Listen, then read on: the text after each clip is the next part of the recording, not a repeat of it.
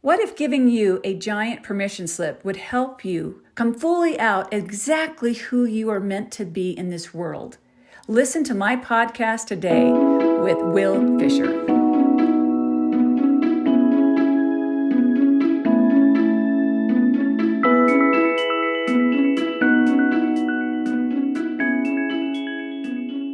Hi, Will. Thank you so much for being on my Choose Courage podcast today. Someone introduced me to you. It's a good friend of mine, and I think we have so much in common that we're doing in our life. So I can't wait to talk to you about your story.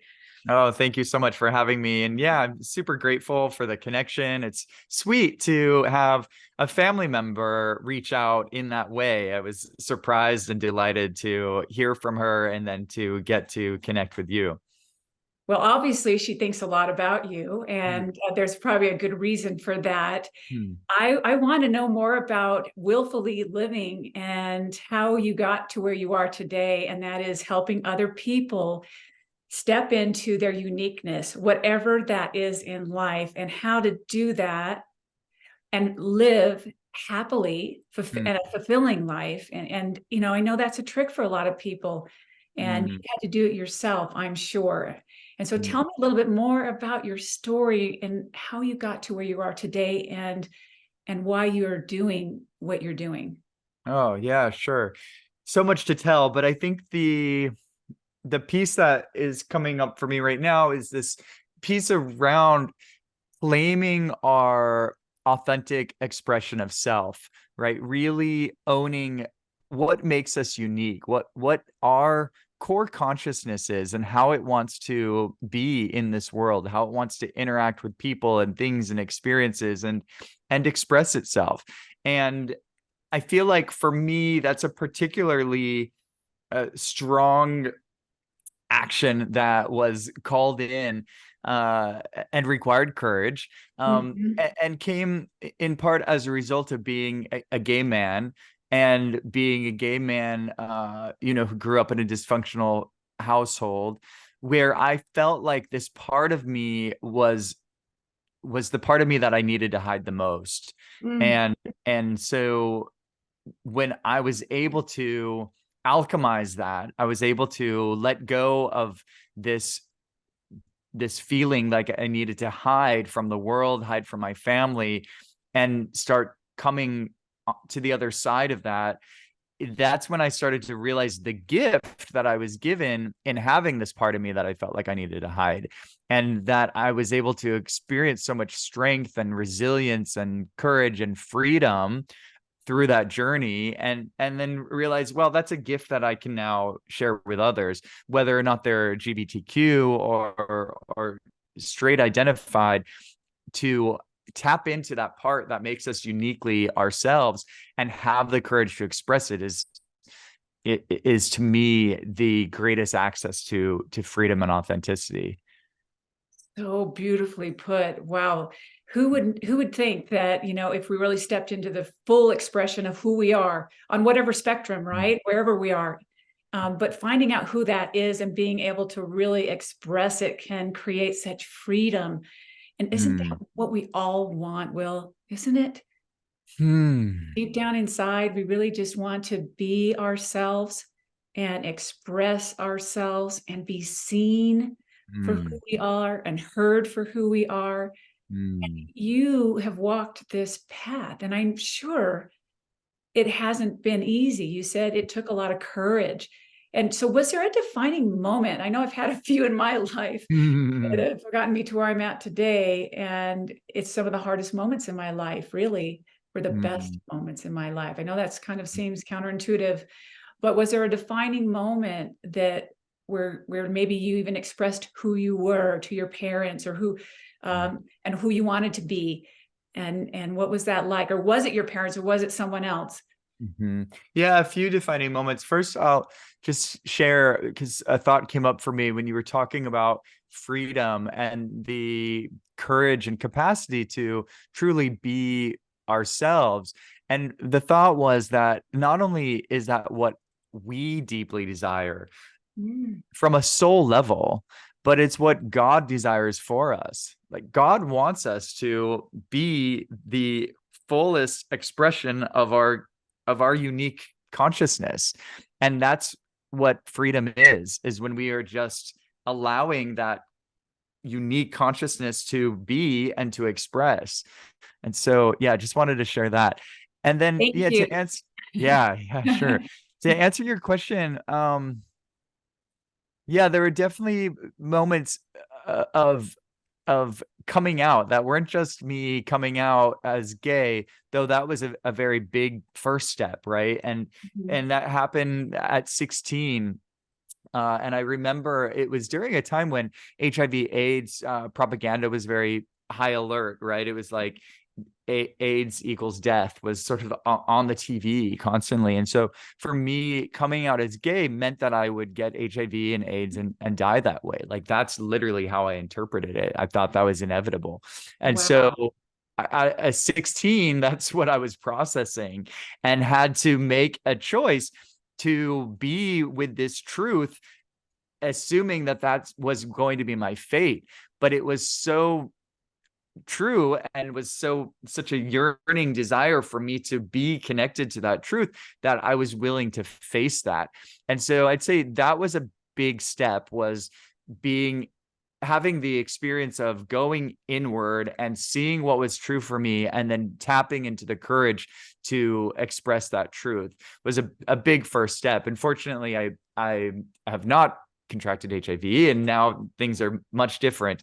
But that was definitely a high stakes moment for me. And then later, it was actually within every group of people, there's a different level of conformity, right? So first, it was feeling like I needed to conform to this heterosexual lifestyle. Like I thought, oh, I needed to pretend that I was straight and find a wife and all those things. And then it was like, okay, no, that's not who I am. I'm a gay man.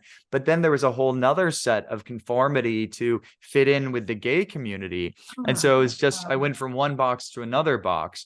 And so another step in me connecting with the truth of who I am was realizing that, recognizing that, and finding other community within the community that was about radical self-expression and really celebrating our uniqueness and not subscribing to the expectations of being a gay man. And so there was another box for me to step out of, and it feels like I'm constantly kind of stepping out of boxes, I like but it. that's part of my mission here. Yeah. You're paving the way, because we Mm, have been put in a lot of boxes, whether we're mm, straight or gay or anything, right? We are put in a certain box, or they try to put us in a certain box. So yeah. I celebrate that you there, and I want to know more of where you were able to find that strength to do that. Mm. Yeah, that's a good question. Where am I able to find the strength to do it? Uh, I think that part of the strength and part of the way I tap into courage is simply this commitment. And there is, and always has been, a commitment to do my best to live my best life. Mm. And that has been part of my journey. Even as a kid, I was like drawn to personal growth books, and I was really just determined to make the most of my time here on this planet. And I've continued to be on that path. And sometimes it's a really uncomfortable, challenging path where I want to just throw the towel in and say, haven't I done enough? And it continues to create more and more rewards that are unfolding as I keep taking steps along this path of committing to the truth of who I am and a full expression of that truth. Yeah, I can imagine that. And that does take a lot of courage. And I understand this completely, because I've Mm, been there too. And I feel like it takes a lot of courage to mm, really be who you're meant to be in this mm, world, because it's not a popular thing. And I've always mm, told my clients, and tell me if you kind of relate to this too, mm, that the reason that people there's a pushback for us to really step into who we really are fully, not Mm. 50%, not Mhm. 70%, but we're talking 100%, Mhm. is that they are not able to do that in their own life. So it really it hits up Mhm. against where they're at. And secretly, I think they're saying, I wish I could do that. And that if we are doing that, and if people are listening are doing that, they're shining the way for others to do that too, Mhm. even though it's uncomfortable at times. Like you said, it can be very Mhm. uncomfortable, but the reward is so worth it. The freedom, like you talked about, that Mhm. freedom. And so tell me, what is the reward that you've been getting, even though it's been challenging at times and you wanted to throw in the towel? Tell me about the reward. Mhm. Yeah, sure. And I love how you highlighted the word fully, right? So to be fully ourselves, to be fully expressing who we are. And, my business is willfully living, right? It's a play in part on my work, my name, Will, also a play around the word willful, right? To be intentional. But then Mm, it's also very much about fully living, like that fullness, right? That full expression of self.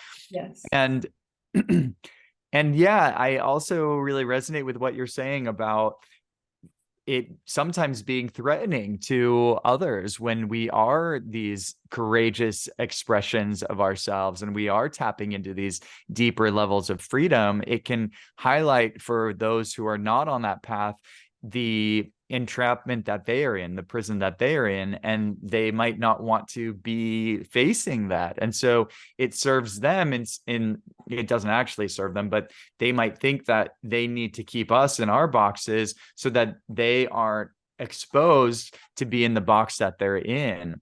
And so it's common for us to have folks in our lives who love us, who care about us, to do their best to keep us small.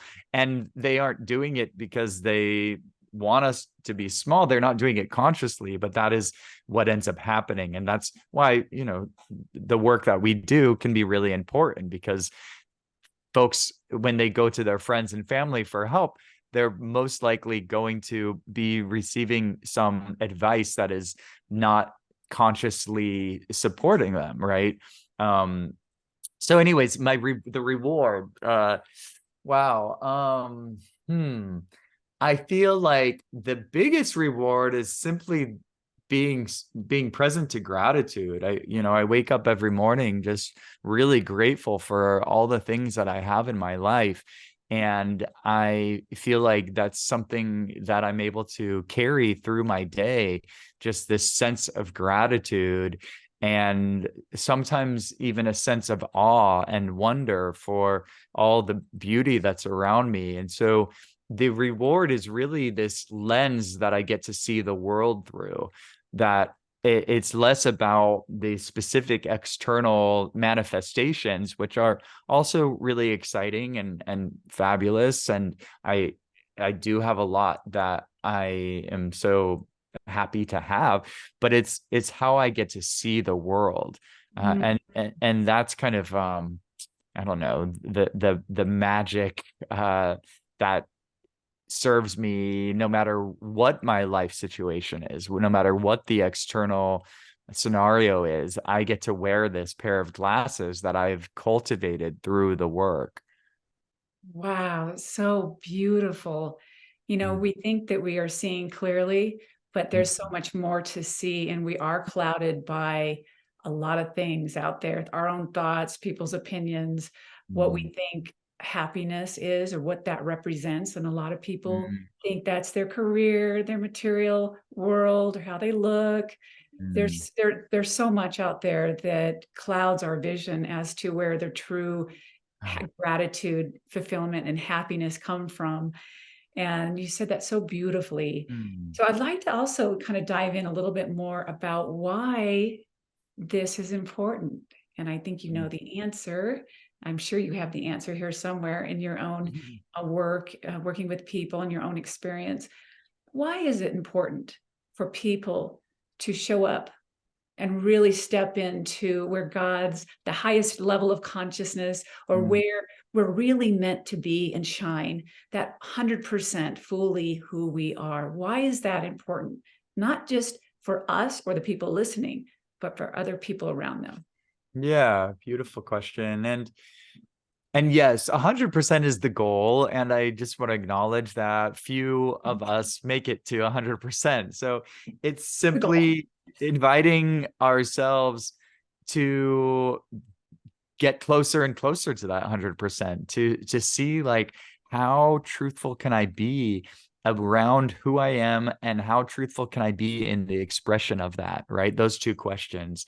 Yes. And I do believe that the more that people do that, the more harmony there's going to be on planet Earth. The more that we are able to tap into the truth of who we are and connect with the gifts that we are meant to share during our time on this planet, the more that this world is going to start operating and functioning in a harmonic way. That is how this world is supposed to operate, and how this world is going to be able to sustain and thrive. And unfortunately, there's so many things in place right now that are hindrances to that possibility. And so the work is big, and the work is important. And as things become more and more shadowed and messy, the work becomes even more significant and important to do, and can also be more and more challenging to do. And I do think that we're at an interesting pivotal time. I mean, astrologically, we've entered into the age of Aquarius. We've entered into this age where these concepts of enlightenment, these concepts of us truly shining our light, those things are supported right now in a way that they haven't been in a long time. And so, although it's like we're up against the most, we're also in some ways supported the most in this possibility. And it'll be interesting to see how it all plays out. Yes, it will. But it's nice to know that there's an opportunity here, or an energy that's going to support us in this endeavor. And what else can our listeners do as a starting point?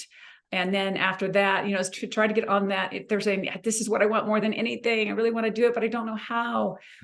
What's the first step? And how can you support them, and tell our audience what you do to support them, what you can, they can reach out to you, and how you can help? Yeah, sure.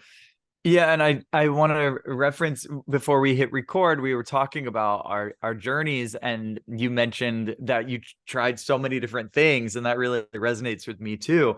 And that is a blessing in many ways, that there are so many different modalities and opportunities for healing work, for personal growth work, for spiritual expansion work.